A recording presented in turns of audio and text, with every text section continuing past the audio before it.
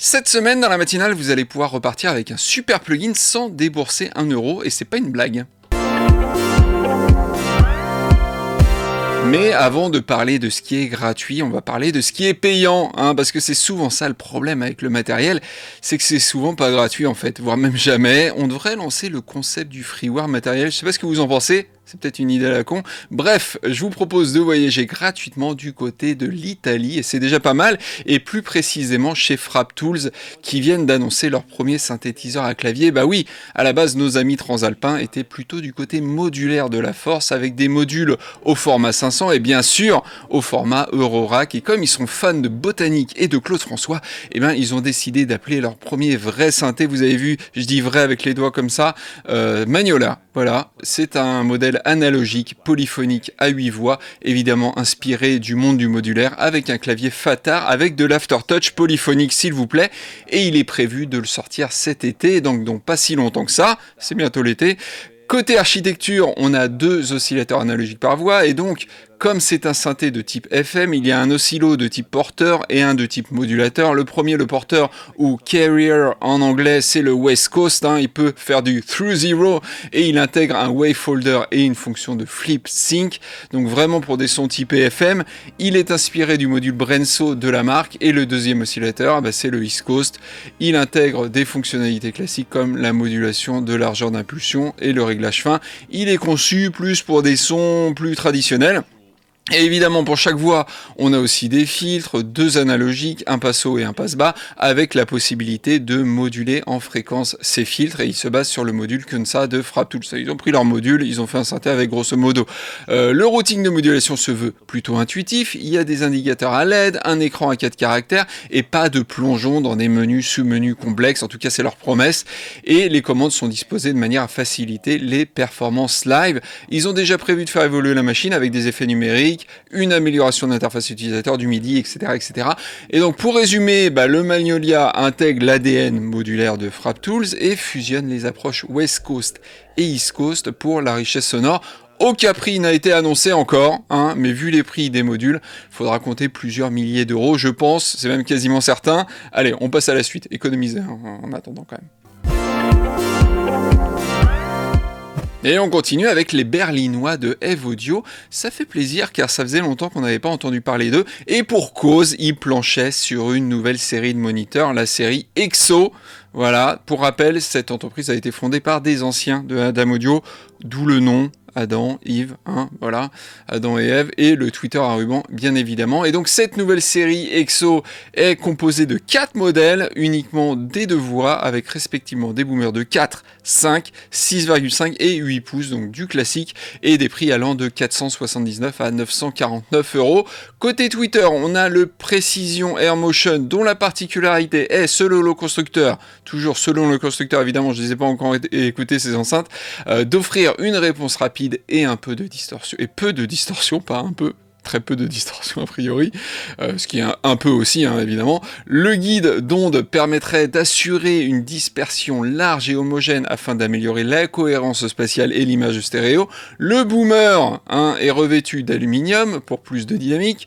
L'enceinte aurait aussi une faible diffraction afin de minimiser les réflexions indésirables, et la connectivité est au format XLR et RCA, ainsi que du SPDIF pour le numérique, et les enceintes pourront être contrôlées dans le futur via un connecteur Ethernet et une application permettant d'ajuster les différents réglages de son point d'écoute, ce qui est très pratique, il faut avouer, d'autant plus quand vous avez un système de type Dolby Atmos avec plein d'enceintes partout, c'est encore mieux. Sachez qu'il y a quand même un écran OLED à l'arrière et un bouton Smart pour faire les réglages directement sur l'enceinte, et à noter aussi un allumage progressif pour éviter les pics de niveau, et un mode veille automatique et ajustable.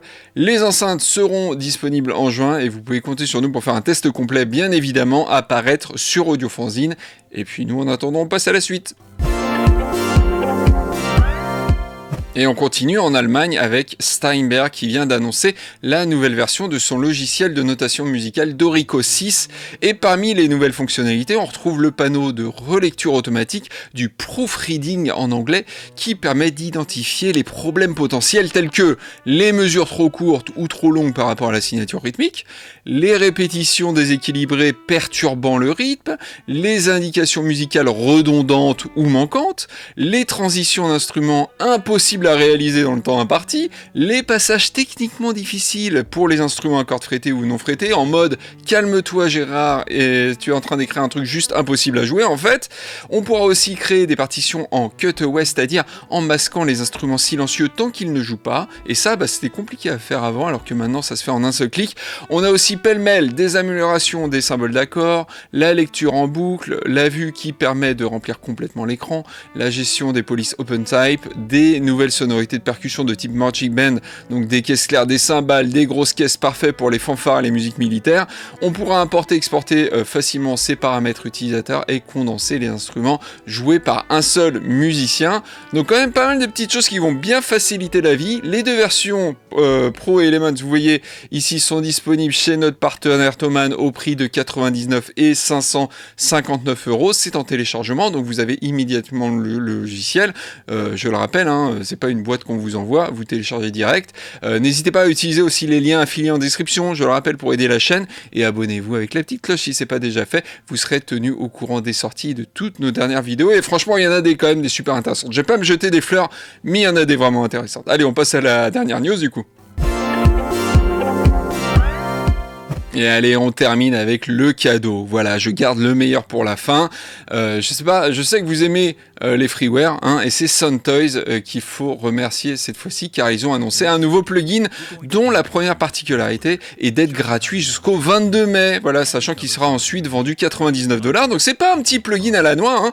En plus, c'est Soundtoys, donc pour ceux qui connaissent pas, ils sont là depuis longtemps, depuis très longtemps. Ils ont fait un paquet de plugins utilisés par de nombreux musiciens et ingénieurs du son. Il y en a vraiment des excellents, du top du top. Et donc ce nouveau plugin se dénomme Space Blender et c'est une réverbération algorithmique expérimentale qui s'inspire de la Swarm Synthesis, qui ne se repose pas sur des réseaux de délai traditionnels, mais utilise une approche innovante pour générer des espaces sonores complexes. Donc a priori, nous sommes dans l'originalité, sur un truc différent de ce que vous avez déjà. Côté paramètres, c'est relativement simple, avec le temps qu'on pourra ajuster de 100 millisecondes à 60 secondes.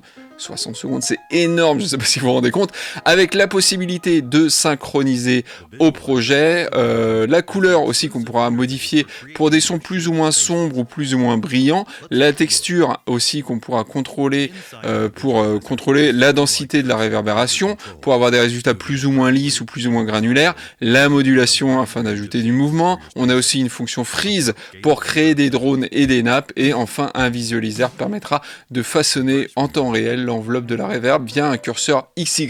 Vous l'aurez compris, on a donc affaire à un outil parfait pour les amateurs de sound design, de musique ambiante, mais aussi pour ceux désireux d'ajouter des textures, de la profondeur et des éléments intéressants à leur production, peu importe le genre. Que dire de plus à part go sur le site de Soundtoys évidemment avant qu'il ne soit trop tard. Un test est quand même prévu sur Rêve, ça vous permettra de donner des envies ou des idées de comment utiliser le plugin par exemple, et c'est bien ça le principal.